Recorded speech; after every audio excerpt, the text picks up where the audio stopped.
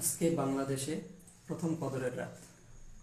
যদিও বাংলাদেশে 27 তারিখের রাতটাকে খুব বেশি গুরুত্ব সহকারে পালন করে, কিন্তু রমজানের শেষ দশকের 5টি বেজর রাতের প্রতিটি রাতেই কিন্তু কদর হয়ে যেতে পারে।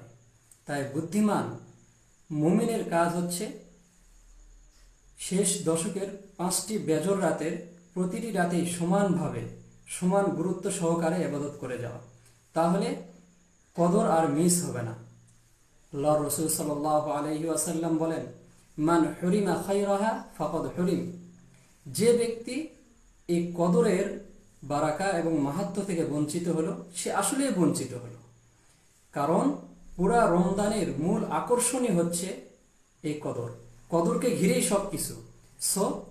যে ব্যক্তি কদরের বারাকা এবং মাহাত্ম্য থেকে বঞ্চিত হলো, সে ফাকাদ হুরিম, সে আসলেই বঞ্চিত হলো।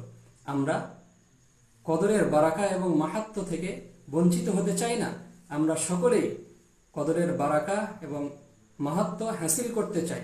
তাই আসুন আমরা সকলেই রমজানের শেষ দশকের বেজর রাতগুলিতে আমরা সমান গুরুত্ব সহকারে ইবাদত করে যাই।